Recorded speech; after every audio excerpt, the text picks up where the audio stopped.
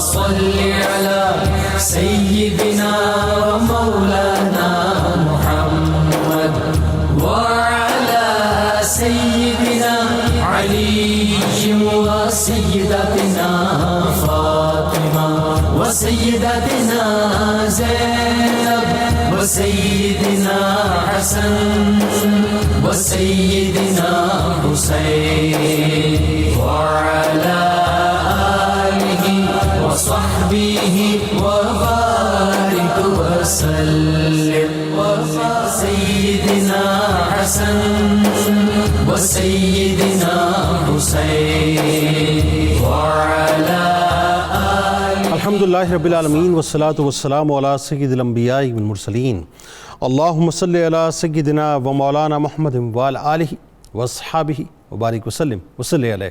دنیا کے تمام دیکھنے والوں کو، تمام چاہنے والوں کو، تمام پیار کرنے والوں کو، اور جہاں جہاں تک اس وقت میری آواز کو سنا اور مجھے دیکھا جا رہا ہے، جنید اقبال کی جانب سے انتہائی محبت کے ساتھ السلام علیکم۔ ایک بار پھر ناظرین، آپ کو پر نور صبح میں صبح نور کے ساتھ میں دل کی گہرائیوں سے خوش آمدید کہتا ہوں، اور آئیے چلتے ہیں بلا توقف حضرت ابو انیس محمد برکت علی علیہ رحمہ کی تالیف اسماء النبی کریم صلی اللہ علیہ وآلہ وسلم سے رسول اللہ صلی اللہ علیہ وآلہ وسلم کا ایک اسم مبارک پڑھنے اور سننے کی سعادت حاصل کرتے ہیں۔ سیدنا البالغ صلی اللہ علیہ وآلہ وسلم، ہمارے سردار آقام الہی پہنچانے والے، درود و سلام بھیجے اللہ آپ صلی اللہ علیہ وآلہ وسلم پر، آپ صلی اللہ علیہ وآلہ وسلم کے آل پاک پر، اور صحابہ کرام رضوان اللہ تعالیٰ علیہم اجمعین پر۔ حضرت سلمان فارسی رضی اللہ تعالیٰ عنہ بیان کرتے ہیں کہ رسول اللہ صلی اللہ علیہ وآلہ وسلم نے فرمایا کہ تہجد کے وقت اٹھ کر نماز پڑھنے کی عادت بنا لو، کیونکہ تم سے پہلی قوموں کے سوالے لوگوں کی یہی عادت تھی، اور تہجد کی نماز بندے کو اللہ کے قریب کرتی ہے اور جسم سے بیماری کو دور کرتی ہے۔ ہمارے ساتھ ناظرین آج آپ نے ضرور رہنا ہے، خاص طور پہ نوجوان طبقہ جہاں جہاں دنیا میں اس وقت مجھے دیکھا اور سنا جا رہا ہے، کیونکہ آج حضرت سلطان صلاح الدین ایوبی رحمۃ اللہ علیہ کا انشاءاللہ ہم تذکرہ کریں گے۔ ناظرین کرام، ایک ایسے عاشق رسول، ایک ایسے محافظ ناموس رسول، ایک ایسے مجاہد اعظم کہ جن کا تذکرہ کرتے ہوئے خون کے اندر ایک روانی پیدا ہو جاتی ہے، ایسے سلطان جن کا نام زبان پر آتے ہی قبلہ اول سے اٹھنے والی مظلوم مسلمانوں کی آہ و بکا سماعتوں میں گونجنے لگتی ہے، کہ ایسا سلطان کہ جن کا نام زبان پہ آتے ہی معصوم فلسطینی بچوں کے خون آلود چہرے نگاہوں کے سامنے گھومنے لگتے ہیں۔ ناظرین، ایک ایسا سلطان کہ جن کا نام زبان پر آتے ہی لاچار بہنوں کے تار تار آنچل وجود کو شرمانے لگتے ہیں، جن کا نام زبان پر آتے ہی مسجد اقصیٰ کا صحن مسلمانوں کی غیرت کو جھنجھوڑنے لگتا ہے، کہ بیت المقدس سے عشق رکھنے والا، ناموس رسالت صلی اللہ علیہ وآلہ وسلم پر مر مٹنے والا مسلم امہ کا ایک شیر تھا، بالبک کے دینی مدرسوں اور دمشق کی جامع مسجد میں تعلیم حاصل کرنے والے نور الدین زنگی رحمۃ اللہ علیہ کے لشکر سے اپنی مجاہدانہ زندگی کا آغاز کرنے والے، 22 سال کی عمر میں مصر کو فتح کرنے والے، پاکیزہ اور بے داغ زندگی گزارنے والے مسلمانوں کے عظیم سپاسالار سلطان صلاح الدین ایوبی رحمۃ اللہ علیہ ایک عظیم فاتح ہونے کے ساتھ ساتھ ناظرین ایک عظیم انسان بھی تھے۔ تقریباً 25 سالہ دور حکومت میں جو عزت اور عظمت سلطان صلاح الدین ایوبی رحمۃ اللہ علیہ کو حاصل ہوئی، کسی اور فاتح کو حاصل نہ ہو سکی۔ فوج کی اخلاقی اور روحانی تربیت کے لیے بھاری تعداد میں علماء کرام، مشائخ عظام، درویش، فقراء اور صوفیہ کرام کو اپنے ساتھ رکھا۔ ان کا کام دعائیں کرنا ہوتا، مجاہدین کے حوصلے بڑھانا ہوتا، اخلاقی تربیت کرنا ہوتا، اور ضرورت پڑنے پر ان کو فتوے دینا ہوتا۔ سلطان صلاح الدین ایوبی رحمۃ اللہ علیہ کی فوج میں بھاری اکثریت میں حضور غوث العظم دستگیر حضرت شیخ عبد القادر جیلانی رضی اللہ تعالیٰ عنہ کے شاگردوں اور کچھ امام غزالی علیہ رحمہ کے مدرسے کے طلباء کی بھی تھی۔ ناظرین، فوج کے چیف ایڈوائزر ابن قدامہ رحمۃ اللہ علیہ شیخ عبد القادر جیلانی رضی اللہ تعالیٰ عنہ کے شاگرد، مرید اور خلیفہ تھے۔ یعنی یوں سمجھ لیجئے کہ سلطان صلاح الدین ایوبی رحمۃ اللہ علیہ اللہ پر توکل کرتے ہوئے روحانی پاورز کو اپنے ساتھ رکھا کرتے تھے، اور قبلہ اول سے عشق کے اندر ہر وقت جتے رہتے تھے۔ بیت المقدس کی فتح ناظرین سلطان صلاح الدین ایوبی رحمۃ اللہ علیہ کی عظیم الشان کارنامہ تھا، جس نے عالم اسلام کا تحفظ کر کے مسلمانوں کے کھوئے ہوئے وقار اور عظمت کو دوبارہ مکمل طور پہ بحال کر دیا۔ وہ کیا شاندار اور یادگار منظر ہوگا ناظرین، آئیے ذرا چشم تصور میں محسوس کرتے ہیں کہ جب 90 سال کے بعد مسجد اقصیٰ میں نور الدین زنگی رحمۃ اللہ علیہ کا تیار کردہ کا ممبر سجا ہوگا اور اللہ اکبر کی صدا گونجی ہوگی اور وقت کے عظیم جرنیل نے اس وقت امامت فرمائی ہوگی۔ رحم دن سلطان نے فدیے کی نہایت معمولی رقم مقرر کی اور جو لوگ اسے ادا نہ کر سکتے تھے انہیں بغیر ادائیگی فدیہ کے شہر چھوڑنے کی اجازت دی۔ بعض کا فدیہ سلطان اور ان کے بھائی نے خود ادا کیا اور انہیں آزادی کی۔ یہ سلطان صلاح الدین ایوبی رحمۃ اللہ علیہ کی رواداری ہے۔ ناظرین، فراخ دلی کی ایسی شاندار مثال کہ دشمن پر غلبہ پا کر غلاموں سے لے کر بادشاہ ملکہ تمام تک پر احسان کیا اور انہیں آزاد کیا، اور آج 900 برس بعد بھی ناظرین بیت المقدس میں سلطان کی خانقاہ کا ایک حصہ، یہ میں آپ کو ایک بات بتانے جا رہا ہوں اور یہ بات بہت کم لوگوں کو معلوم ہے کہ سلطان کی خانقاہ آج بھی وہاں موجود ہے۔ سلطان ایک ایسے کامیاب اور عادل حکمران تھے جنہوں نے زندگی سادہ بسر کی اور مملکت کے تمام وسائل عوام کی فلاح و بہبود پہ خرچ کیے۔ مصر میں، شام میں، بیت المقدس میں دینی مدارس، مساجد، ہسپتال، محتاج خانے اور مسافر خانے اور سرائے خانے قائم کیے۔ یہ سلطان صلاح الدین ایوبی رحمۃ اللہ۔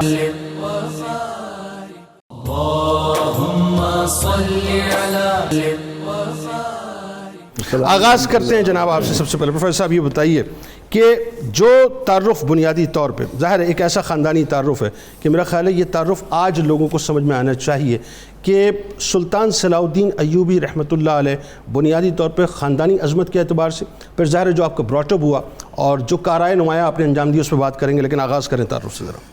بسم اللہ الرحمن الرحیم، اللہم صلی علی محمد وعلی آل محمد وبارک وسلم۔ بہت شکریہ جنید اقبال صاحب، آپ نے آج کے حالات کے تناظر میں جس طرح سے جوانوں کا خون گرمایا ہے، اللہ آپ کو اس کا اجر عطا فرمائے۔ آمین آمین۔ آج جب ہم اس صف شکن مجاہد کا نام زبان پر لاتے ہیں اور پھر جب ہماری توجہ کشمیر و فلسطین کی طرف جاتی ہے تو دلوں سے صدائیں نکلتی ہیں کہ مولا اپنے فضل و کرم کے صدقے میں آج بھی کوئی صلاح الدین ایوبی عطا کرتے ہیں۔ اللہ صلاح الدین ایوبی کا جب تعارف ان کی شخصیت کو ہم سامنے رکھتے ہیں تو ہمیں کرد خاندان کا ایک ایسا مجموعہ ہمارے سامنے آتا ہے جس کا ایک ایک بچہ عشق رسول صلی اللہ تعالیٰ علیہ وسلم کے رنگ میں پوری طرح رنگا ہوا ہے۔ ہم دیکھتے ہیں کہ ہمارے پیغمبر رحمت صلی اللہ علیہ وسلم کی سب سے جو بڑی سنت آخر وقت تک ہے وہ جہاد ہے۔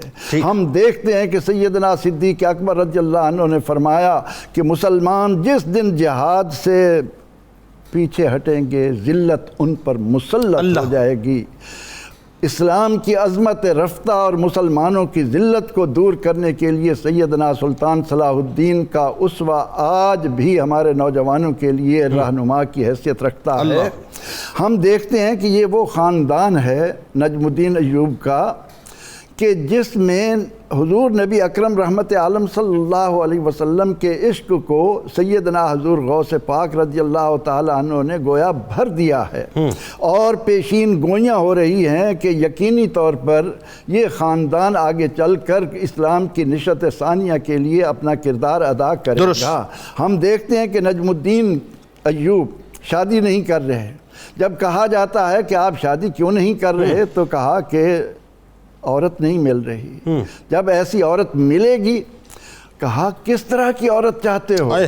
تو نجم الدین جواب دیتے ہیں کہ مجھے ایسی عورت چاہیے جو میرا ہاتھ پکڑ کر مجھے جنت میں لے جائے اور اللہ مجھے اس سے وہ اولاد عطا کرے جو قبلہ اول کو آزاد کرے۔ یعنی عشق جو ہے وہ اجداد سے جو ہے پریویل کر رہا تھا۔ بات یہ سلطان صلاح الدین ایوبی رحمۃ اللہ علیہ کی زبان پر اگر مسکراہٹ نہیں آئی اور وہ پوچھا جاتا ہے کہ آپ مسکراتے کیوں نہیں، تو کہا کہ ہمارا قبلہ اول دشمن کے دست برد میں ہو اور سلطان صلاح الدین کے چہرے پر مسکراہٹ آئے۔ یہی ملک مظفر ہیں جو حضور نبی اکرم رحمت عالم صلی اللہ علیہ وسلم کی دنیا میں تشریف آوری جیسی نعمت پر اہل ایمان کو خوشی کا ایک شاندار منظر عطا کر رہے ہیں۔ اور یہ نجم الدین کو جو عورت عصمت الدین ملتی ہے، وہاں بھی آپ دیکھیں کہ آپ ایک بزرگ کے پاس موجود ہیں، علماء کے پاس جانا، اہل اللہ کی خدمت میں پہنچنا، یہ مسلمان کی ایک پہچان ہے۔ تو وہاں پر ایک خاتون آتی ہیں، نوجوان لڑکی آتی ہے، وہ بزرگ کہتے ہیں کہ آپ رکیں میں ان کی بات سن لوں، پردے میں جا کر ان سے سنتے ہیں، پھر وہ باتیں کرتے ہوئے ان کے کلمات نجم الدین کے کانوں تک گونج رہے ہیں۔ وہ بزرگ اس بچی سے کہتے ہیں بیٹی شادی کیوں نہیں کرتی؟ تو وہ بھی یہی جواب دیتی ہیں کہ شادی کیا کروں، شادی میں اس وقت کروں گی جب مجھے ایسا شوہر ملے جو میرا ہاتھ پکڑے اور جنت میں لے جائے، اللہ اکبر، اور پھر اللہ ہمیں ایسی اولاد دے جو وہ قبلہ اول کو آزاد کروائے۔ یعنی یہاں بھی یہ تمنا اور وہاں بھی وہ تمنا ہے۔ اللہ اکبر۔ اور اس تمنا کو اللہ رب العزت نے وہ اعزاز بخشا کہ آج جب ہم سلطان صلاح الدین ایوبی رحمۃ اللہ علیہ کا نام زبان پر لاتے ہیں تو بدن کے اندر ایک ایسا ولولہ تازہ جنم لیتا ہے کہ جی کرتا ہے کہ ابھی اٹھیں اور کشمیر کے مظلوموں کے لیے، فلسطین کے مظلوموں کے لیے اپنا سب کچھ اللہ کی راہ میں قربان کر دیں۔ پروفیسر صاحب میں آپ کو بتاؤں، سلطان صلاح الدین ایوبی رحمۃ اللہ علیہ مطلب میرا عشق ہے، میں جب بھی ان کو پڑھتا ہوں، کیونکہ مسجد اقصیٰ سے پتہ نہیں کیوں، وہ ظاہر ہر مسلمان کا ہوتا ہے لیکن پتہ نہیں کیوں میرا دل جو ہے کھنچا جاتا ہے مسجد اقصیٰ کی فرش کے اوپر ہر وقت، کیونکہ گھٹنوں تک جو ہے مسلمانوں کا خون جو ہے تاریخ نے دیکھا ہے وہاں پر۔ اچھا اب بات کیا یہاں پہ ایک اور بات بتائیے، نور الدین زنگی رحمۃ اللہ علیہ کی فوج میں شامل ہونا، کیونکہ وہ کتنے سچے عاشق رسول وہاں موجود ہیں، ان کی فوج میں شامل ہونا اور مصر کا فتح ہونا، ذرا اس حوالے سے بتائیے۔ آپ یہ دیکھیں نا کہ اس انداز سے جب آپ کو آپ کے والد سیدنا شیخ عبد القادر جیلانی رحمۃ اللہ علیہ کی بارگاہ میں بھی لے جاتے ہیں اور ان کی دعا بھی ملی ہوگی، پھر بالبک کے مدارس، پھر جامع دمشق کے اندر تعلیم کو عروج پر پہنچانا، پھر جوانی سے ہی تقوی و طہارت کا ایک ایسا مرقع ہونا کہ زبان کی سچائی، وعدے کا وفا ہونا اور خدمت خلق کے جذبے سے سرشار ہونا، یہ اسلامی تعلیمات کا ایک ملغوبہ ہے جو نتیجتاً آتا ہے۔ تو نور الدین زنگی رحمۃ اللہ علیہ جن کا نام زبان پر آتی آج نظر دوڑائی جاتی ہے کہ حضور سید عالم صلی اللہ علیہ وسلم جو اس دنیا سے پردہ فرمانے کے بعد اپنے خلفاء صدیق و اکبر کی حفاظت بھی کر رہے ہیں اور اس حفاظت کا موجب نور الدین زنگی بن رہے ہیں، ان کی فوج میں حضرت سلطان صلاح الدین ایوبی رحمۃ اللہ علیہ کے چچا شیر کو شامل تھے جی۔ اور پھر جب یہ گئے اور وہاں فتوحات ہوئیں تو نور الدین زنگی نے مصر سلطان صلاح الدین ایوبی کے حوالے کر دیا۔ سبحان اللہ۔ بات آگے بڑھاتے ہیں پروفیسر صاحب، آپ ظاہر ہے ایک ہسٹورین بھی ہیں آپ، اور آپ کی بڑی اس حوالے سے تحقیق بھی ہے، کیونکہ پروفیسر یوسف عرفان صاحب کا نام جب بھی آتا ہے تو سامنے پہلا تصور آتا ہے کہ ایک پیٹریوٹک پاکستانی، الحمدللہ ہم سب پیٹریوٹک پاکستانی، لیکن ایک خاص آپ کو اللہ تعالیٰ نے یہ مقام دیا۔ اچھا اس میں ایک بنیادی بات ذرا یہ بتائیے کہ بحیثیت ایک حکمران، اور میرا خیال اس کی ریلیونس آج بھی بنتی ہے، جو آپ نے جو خلق خدا کی خدمت کی اور جو مثالی اقدامات کیے وہ ایسے ہیں جو رہتی دنیا تک ایک ضرب المثل بن چکے ہیں، یعنی ایک طرف دیکھیں نا کہ جہاد کا میدان ہے تو دوسری طرف خلق خدا کی خدمت ہے۔ آئیے آغاز کریں وہاں سے۔ بہت بہت شکریہ۔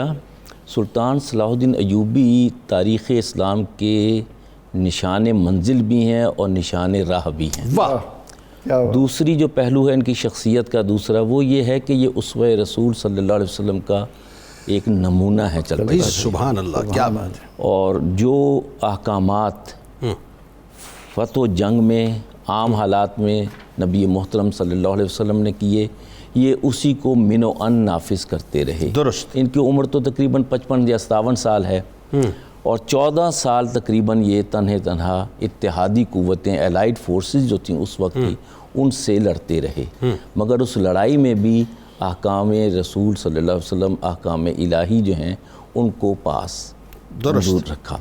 اب یہ ہے کہ معاشرے میں ان کی حکومت تقریباً جیسے آپ نے کہا تقریباً 24-25 سال رہی، اب اس میں استحکام کہ اگر بیت المقدس فتح کیا ہے تو اب کہیں جا کے یعنی جنگ عظیم اول کے بعد بھی جو زبردستی علاقے دخل کیا گیا مسلمانوں کو، یہ دیکھیے کہ یہ علاقے حضرت عمر فاروق رضی اللہ عنہ، حضرت عثمان رضی اللہ عنہ اس دور میں فتح ہوئے تھے، رومن امپائر کو شکست دی گئی تھی۔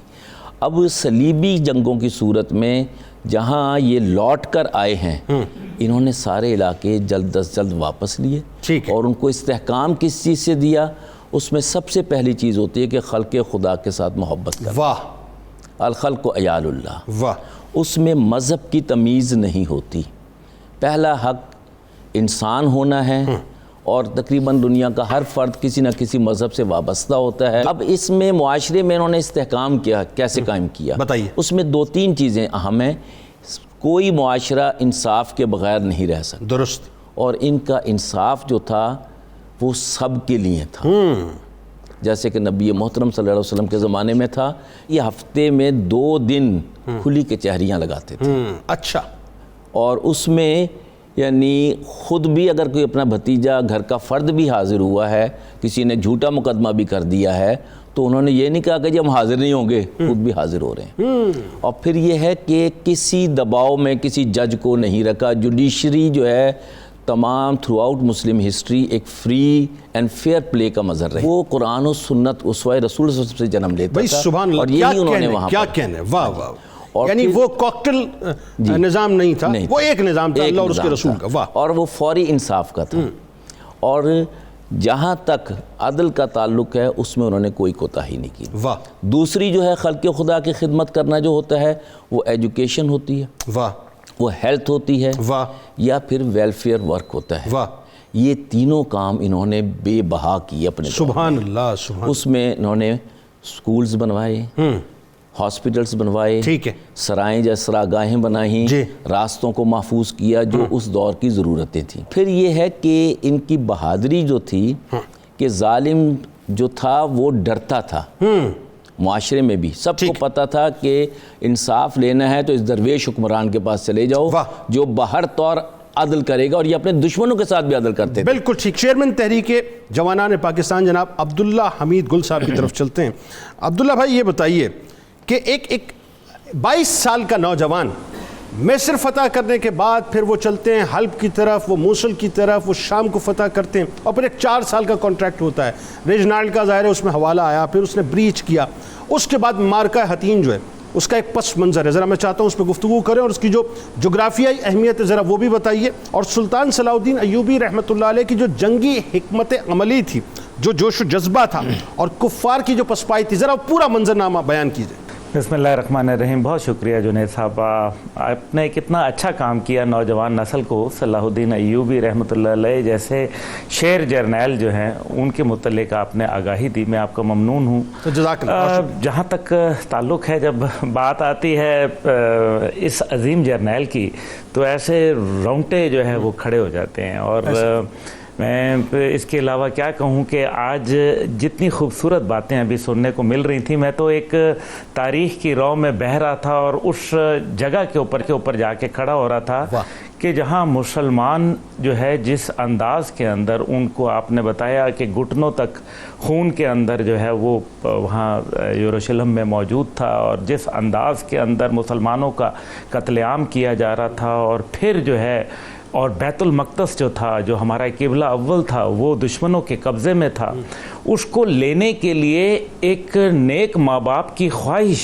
جو انہوں نے دعا کی اللہ تعالیٰ سے, اور اس کے نتیجے میں اللہ تعالیٰ نے ان کی دعا کو سنا اور اس پاک ذات کو پیدا کیا جس کو ہم صلاح الدین ایوبی رحمۃ اللہ کے نام سے جانتے ہیں.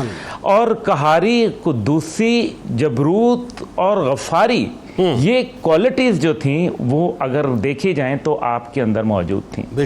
اب جہاں 22 سال کا نوجوان کے اندر یہ جذبہ پیدا کیسے ہوتا ہے, یہ بڑا اہمیت کا حامل ہے.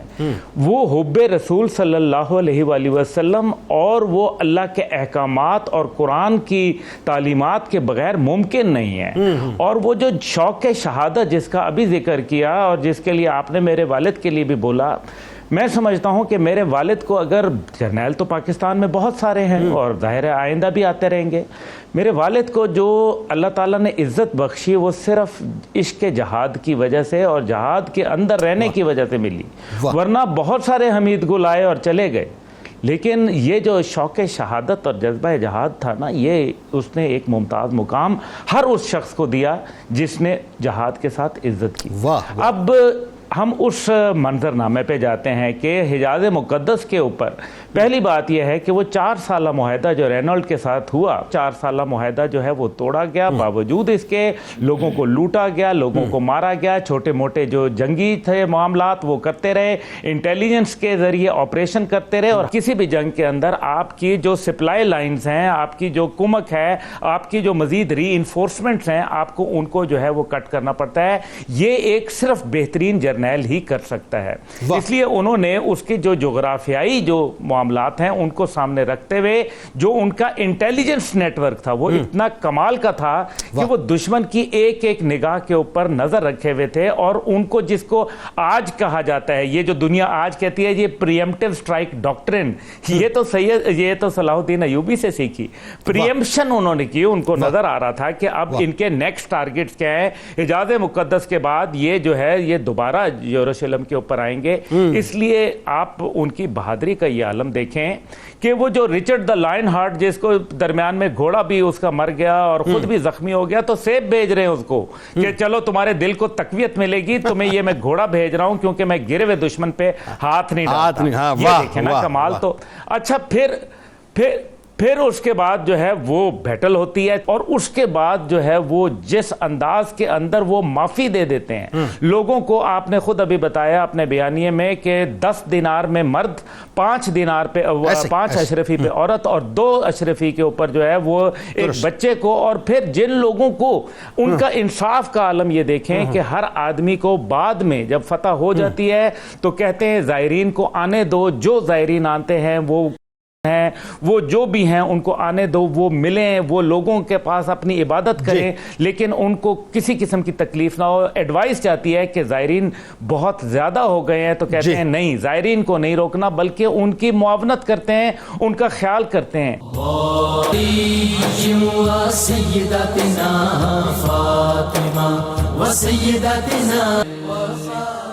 آغاز کرتے ہیں پروفیسر صاحب.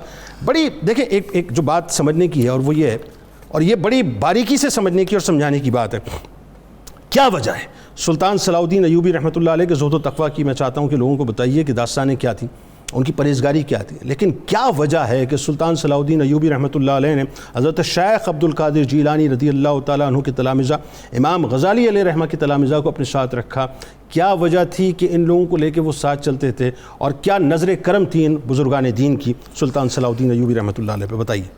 بنیادی بات یہ ہے کہ سلطان صلاح الدین ایوبی علوم دینیہ سے بہرہ مند ہے, اور اس وقت جو نظام تعلیم تھا, خواہ وہ سیدنا حضرت شیخ عبد القادر جیلانی رضی اللہ عنہ کے مدرسے میں تھا یا مدرسہ نظامیہ میں تھا یا دوسری جگہ تھا, وہ ایک نصاب تھا.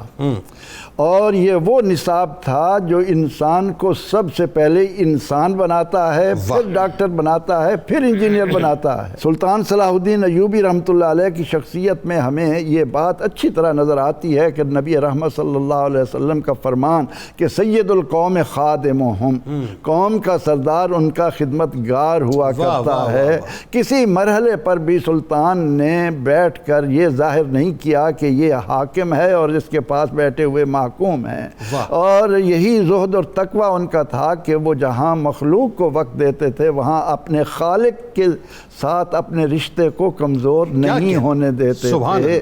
یہ ہے وہ بنیادی نقطہ جو انسان کے اندر وہ انقلاب لاتا ہے کہ جس کی بدولت انسان اپنے ابنائے جنس کے لیے, نو انسانی کے لیے سراپا رحمت بن جاتا ہے. اور انہوں نے اپنے لشکر میں بھی وہی لوگ رکھے تھے, ظاہر ہے کہ علم وہیں سے آتا تھا, اور جو علماء کے صف میں ممتاز ہوتے تھے ان کو, اور ابن قدامہ کا آپ نے ذکر کیا, کیا شخصیت, واہ واہ سبحان اللہ, تقویٰ و طہارت کی وہ ظاہر مثال ہے. اور سلطان صلاح الدین ایوبی رحمۃ اللہ علیہ کی راتیں تو اپنے رب کے ساتھ باتوں میں گزرتی تھیں, لیکن دن میں آپ یہ دیکھیں کہ جہاد کے طور پر کتنا وقت گھوڑے کی سواری پر گزرتا تھا. اور علماء لکھتے ہیں, ان کے سوانح نگار لکھتے ہیں کہ ان کے جسم کے نیچے والے حصے میں کچھ ایسے پھوڑے نکل, وہ فرماتے ہیں کہ جب تک میں گھوڑے کی پشت پر جہاد کے لیے رہتا ہوں مجھے کچھ محسوس نہیں ہوتا کہ میرے جسم میں کچھ ہے, لیکن جب اس سے اتر کر میں کھانے کے لیے بیٹھتا ہوں تو میرا وجود پھر مجھے تکلیف دیتا ہے, اس کی وجہ سے تو یہ تمام قطع کلام کی معذرت, فجر سے لے کے ظہر تک گھوڑے کی پیٹھ پہ رہنا اور ظہر سے لے کر مغرب تک گھوڑے کی پیٹھ پہ رہنا, یہ کوئی عام بات نہیں ہے پروفیسر صاحب, مطلب یہ بیونڈ دی امیجنیشن ہے. یہ تو وہی کرے گا نا جس کو اللہ کے مخلوق یعنی اہل ایمان سے محبت ہے, اور وہ ان کی ترقی کے لیے, ان کی فلاح و بہبود کے لیے, ان کو ہر وقت سنوارنے کے لیے کوشش میں لگا رہے. اچھا, ابن قدامہ جیسی شخصیت رحمۃ اللہ علیہ کو, جو کہ ظاہر شیخ عبد القادر جیلانی رضی اللہ تعالیٰ عنہ کے خلیفہ اور مرید اور آخری 2 برس آپ کو میسر آئے, ان کو اپنا چیف ایڈوائزر, چیف کمانڈر رکھنا, یہ کیسی بات ہے؟ یہی ہے نا کہ ان کی طرف سے ان کو جو مشورے ملیں گے وہ مخلوق خدا کے ساتھ محبت کے ہوں گے. جیسے پروفیسر صاحب نے کہا کہ حضور علیہ السلام کا ارشاد الخلق و عیال اللہ. تو ہمارے ہاں خانقاہیں جو ہیں وہ بنیادی طور پر انسان کی خدمت کے لیے وقف ہوتی ہیں. وہاں لوگوں کی مرادیں اس طرح سے پوری نہیں ہوتی کہ آپ گئے, آپ نے منت مانی, چڑھاوے چڑھائے اور کہا کہ میری منت پوری ہوگی, بلکہ وہاں سے انہیں وہ درس ملا کرتا تھا کہ جس کی بنا پر وہ وہاں سے واپس آ کر اپنے معاشرے کے اندر ایک مفید شہری بن کر اپنے ملک کی اور قوم کی ترقی کے لیے اہم کردار ادا کرتے تھے. ایک بات جو بڑی اہم ہے, میں چاہتا ہوں اس پہ بھی ذرا کلام فرمائیے کہ میں روایتوں میں پڑھ رہا تھا کہ آپ کے والد گرامی 10 برس کی عمر میں لے کے گئے تھے حضرت شیخ عبدالقادر جیلانی رضی اللہ تعالیٰ عنہ کی بارگاہ میں. یہ وہ بنیادی نقطہ ہے کہ صحابہ کرام رضوان اللہ علیہم اجمعین حضور علیہ السلام اور دیگر صحابہ اور بزرگوں سے تبرک لیا کرتے تھے. اب ہم یہ جو پڑھتے ہیں کہ حضور علیہ السلام نے فلاں کو لعاب دہن دیا, فلاں کو لعاب دہن دیا, اور سیدنا حضرت شیخ عبدالقادر جیلانی رحمۃ اللہ علیہ کو بھی خواب میں لعاب دہن مل رہا ہے. تو اس طرح سے اسلاف کے ساتھ محبت جو ہوتی ہے, ان کا لعاب دہن ان کے اندر ایک خون میں انقلاب لاتا ہے, جس کی وجہ سے انسان کے اندر وہ صلاحیتیں پیدا ہوتی ہیں کہ وہ اللہ اور اس کی مخلوق دونوں کے حقوق کو پورا کرنے کے قابل رہتا ہے. ایک بات جو بڑی اہم ترین ہے, میں چاہتا ہوں آپ اس پہ ذرا سے کلام فرمائیے گا پروفیسر صاحب, کہ آپ نے مطلب ایک موٹیویشن کے لیے اپنے ساتھ جو علماء کو, مشائخ کو اور صوفیاء کو رکھا خاص طور پہ, لیکن وہی بات ہے کہ ان صوفیاء کی وجہ سے, دیکھیں یہاں پر یہ وجہ سمجھ آ رہی ہے, ان صوفیاء کی وجہ سے وہ تزکیہ نفس ہوتا رہا, وہ طہارت ہوتی رہی, اور آپ بچے رہے, مطلب ظاہر آپ کا لشکری جو ہے وہ بچے رہے اس حوالے سے. اچھا, اب 90 برس کے بعد یا 91 برس کے بعد قبضے میں رہنے والا جو بیت المقدس تھا, جو مسجد اقصیٰ تھی, وہ آزاد ہو رہی ہے سلطان صلاح الدین ایوبی رحمۃ اللہ علیہ کے دست مبارک سے, اور اللہ نے ایک بار پھر مسلمانوں کو قبلہ اول عطا کر دیا. اچھا, پھر وہی بات ہے, نور الدین زنگی رحمۃ اللہ علیہ کا بنایا ہوا ممبر جو ہے اب لگنے جا رہا ہے, اور کمال یہ ہے کہ مجاہد اعظم سپہ سالار اعظم خود امامت اور خطابت فرمائیں گے. ٹھیک, اچھا کیا فوجی حکمت عملی تھی, کیا منظرنامہ تھا, ذرا بتائیے لوگوں کو. بہت بہت شکریہ. سلطان صلاح الدین ایوبی کی عمر تو تقریباً 55 سال ہے, مگر ان کے کام جو ہیں وہ تا قیامت رہنے والے. سر صدیوں پر محیط ہیں, صدیوں پر محیط, ایسا ہی. دوسرا یہ ہے کہ یہ دور جو ہے سیدنا عبدالقادر جیلانی رحمۃ اللہ علیہ کا, اور 1099 کے لگ بھگ انہوں نے بیت المقدس پر بھی قبضہ کر لیا. درست, ٹھیک ہے. اب یہ وہ دور تھا جب سیدنا عبدالقادر جیلانی رحمۃ اللہ علیہ درس دے رہے تھے بغداد میں, اور لوگ مسلمان ہوتے تھے تقریباً, یعنی ہر روز ہی کوئی نہ کوئی مسلمان ہو رہا ہوتا. ٹھیک ہے, ٹھیک ہے. پھر یہ کرد علاقہ جو ہے, جو آج عراق, شام, ترکی, ایران, ان سب جگہوں پہ شامل ہے, یہ کرد قبیلہ انہی کے دستے مبارک پر مسلمان ہوئے ماشاءاللہ. اور انہوں نے طے کیا کہ ہم نے بیت المقدس واپس لینا ہے. واہ. اور وہ جہاد کی روح معاشرے کے اندر داخل کی, جو نور الدین زنگی رحمۃ اللہ علیہ کی شکل میں آئی, اس سے پہلے عماد الدین زنگی کی شکل میں آئی, اور اس کی تکمیل جو ہے وہ صلاح الدین ایوبی کی شکل میں آئی. آپ یہ دیکھیں نا کہ پروپورشنلی کوئی بنتا ہی نہیں ہے معاملہ کہ 40,000 کا ایک لشکر ہے اور 10 لاکھ سے اوپر کا ایک لشکر ہے, اور جدید اسلحے کے ساتھ. اب اس میں کیا چیز تھی, اس میں 2 چیزیں تھیں. ان کے لشکر میں جہاں جہاد تھا, کرائے کے فوجی نہیں تھے, میس میں کھانا والے نہیں تھے. کیا اچھی بات ہے, کیا انہوں نے ان لوگوں کے لیا جن کا ایمان ہے جہاد, اور ایک مجاہد بھی پوری دنیا سے نہیں سنبھالا جاتا ہے, یہ تو تقریباً 40,000 تھے. اور یہی سبب تھا کہ 14 سال لڑے ہیں, بعض اوقات تنہا الائٹ فورسز کا مقابلہ کیا ہے, کوئی کمک نہیں ہے, مگر وہ اولیاء اللہ, وہ علماء, وہ مشائخ جو ان کے ہر وقت ان کے ساتھ رہا کرتے تھے, ان کی محبت کا یہ عالم تھا کہ ابن شداد کہتے ہیں کہ جب فتح ہو گیا بیت المقدس, اس کے بعد جب یہ دوبارہ آئے ہیں عکا کے مقام پر, اور بیت المقدس دوبارہ خطرے میں محسوس ہوا ہے, ساری رات دعا کرتے رہے. اگلا دن جمعے کا تھا, تو میں نے کہا کہ حضرت نبی محترم صلی اللہ علیہ وسلم کا فرمان ہے کہ جو شخص اذان اور اقامت کے دوران معراج کے مقام پر جا کے 2 نفل پڑھے گا, اس سے پہلے صدقہ دے گا, اس کی دعا قبول ہوتی ہے. کیا مسلمان. اور یہ اسی طرح جا کے روتے رہے وہاں بیٹھ کے, اور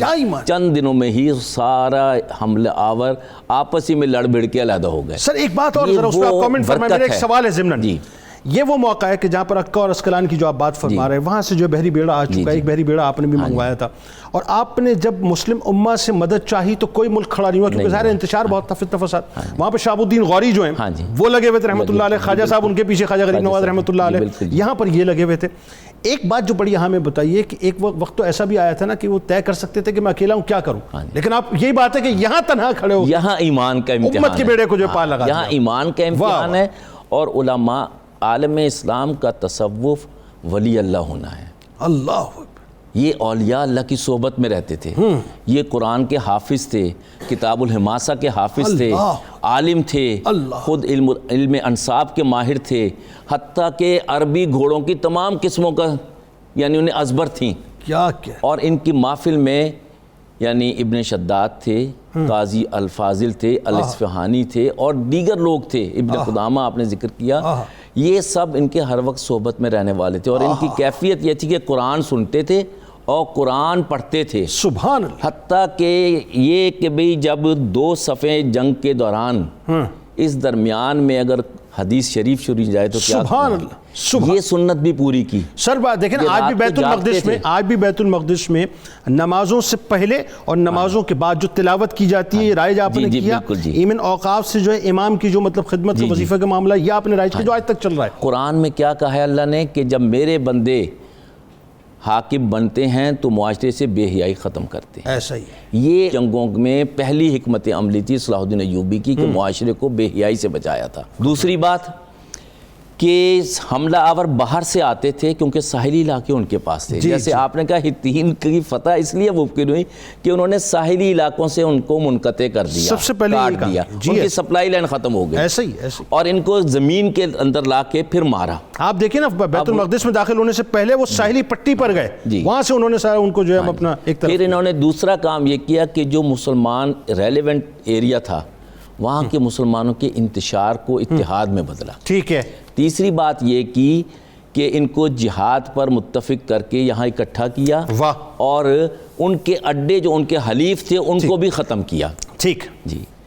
اور جہاں تک ان کی کامیابی کا ہے, کامیابی کا سبب بھی یہی بنا کہ ان کے ہر وقت ان کے ساتھ قرآن, حدیث, اسوہ رسول اور عدل تھا. فائنلی میں عبدالحمید گل صاحب آپ کی طرف آتا ہوں. جو فتح بیت المقدس کے بعد سلطان صلاح الدین ایوبی رحمۃ اللہ علیہ نے تو ٹٹ فور ٹٹ کرنا چاہیے تھا ان کو, ظاہر ہے جو انہوں نے کیا, جیسے مطلب ہمیں آدمی تمہارے جیسے, جو تم کرو گے وہ ہم کریں گے, لیکن آپ نے ایسا نہیں کیا صاحب. تو اس نے سلوک اور مذہبی رواداری کا آپ نے ثبوت دیا, اور غیر مسلموں کا سلطان کے بارے میں یعنی ان کے مثبت کردار کے حوالے سے پھر جو اقرار پوری دنیا میں آج تک نظر آتا ہے, اس حوالے سے ذرا بتائیے.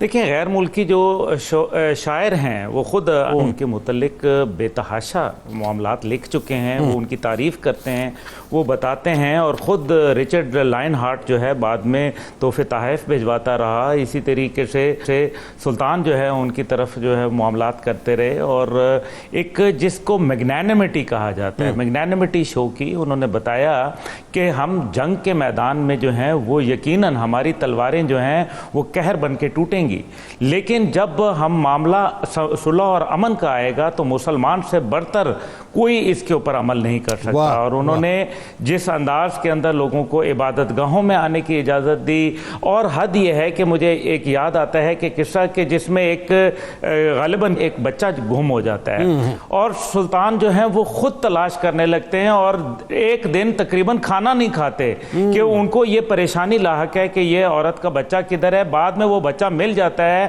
اس کی وہ معاونت بھی کرتے ہیں, اس کا بھی خیال کرتے ہیں.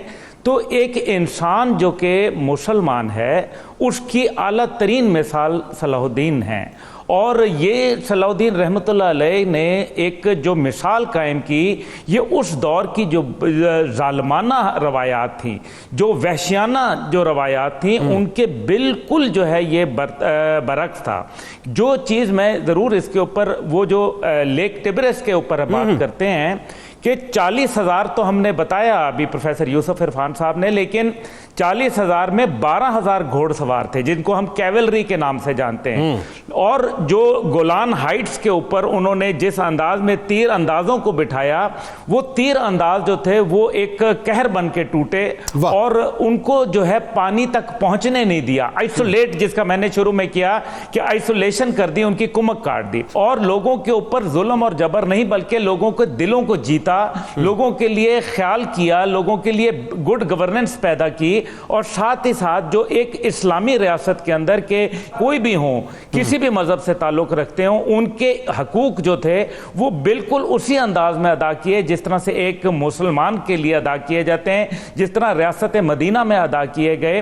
اور ایمانداری کا تقاضا یہ تھا سلطان کا کہ ساری زندگی جس شخص نے بیت المقدس ہمیں لے کے دیا اور جس نے قبلہ اول جو ہے وہ دشمنوں سے ہمیں چھڑوا کے دیا، وہ حج کی تمنا کرتے ہوئے دنیا سے رخصت ہوئے، پردہ فرما گئے، اور یہ کہا کیونکہ ان کے پاس پیسے نہیں تھے، ان کے پاس ٹوٹل جو ہے وہ کچھ پیسے نکلے، وہ میرے خیال میں 100 اشرفی سے بھی کوئی کم پیسے ان کے پاس موجود تھے، ان کے پاس تلواریں تھیں، ان کا ڈیماسکس جس کو دمشق کا بلیڈ کہا جاتا ہے، ڈیماسکس بلیڈ جو تھی ان کی تلوار تھی جو کہ مسلمانوں کے پاس تھی۔ اس کا مطلب ہے کہ جو انہوں نے جنگ لڑی، وہ جو جنگ تھی وہ اللہ اور اس کے رسول کے لیے لڑی، اور ایک نظریہ، ایک ایسا نظریہ جو ان کی زندگی سے برتر تھا۔ 55 سال کی عمر کے اندر ایک آدمی جو ہے جوان ہوتا ہے، لیکن اس کی تمام تر توجہ جو تھی وہ اسلام کی سربلندی، اور اس میں غیرت اور حمیت کا عمل یہ تھا کہ انہوں نے کہا کہ میں بیت المقدس کو جو ہے وہ واپس لوں گا۔ یہ آج اگر مسلمانوں میں سوچ پیدا ہو جائے تو کشمیر جو ہے وہ دور نہیں ہے۔ اسی طریقے سے افغانستان کے اندر دیکھیں کہ اللہ تعالیٰ نے مجاہدین کو جہاد کے اندر فتح دی، یعنی کہ پوری دنیا کی فورسز آج بھی افغانستان میں کھڑی تھیں، لیکن اللہ تعالیٰ نے جن لوگوں نے راتوں کو اللہ کے آگے سجدہ کیا اور دن کو جو ہے وہ تلوار اٹھائی، ان کو اللہ تعالیٰ نے ہمیشہ فتح عطا کی۔ عبداللہ صاحب بہت شکریہ، بہت شکریہ، وقت بالکل گیا۔ کتاب الشفا کی جانب چلتے ہیں۔ اہم امور میں کامیابی کا وظیفہ پیش کرتے ہیں۔ فرمان نبوی صلی اللہ علیہ وسلم، جو شخص اپنے امور میں کامیابی چاہتا ہو وہ 21 دن تک نماز عشاء کے بعد سورۃ العلق 700 مرتبہ پڑھے، انشاءاللہ کامیابی ہوگی۔ حضرت علی کرم اللہ وجہ الکریم کا قول مبارک، کمال قول مبارک ہے کہ اگر کوئی تم سے امید رکھے تو اسے مایوس مت کرو، کیونکہ لوگوں کی امیدوں کا تمہارے ساتھ وابستہ ہونا تم پر اللہ کی رحمت کی علامت ہے۔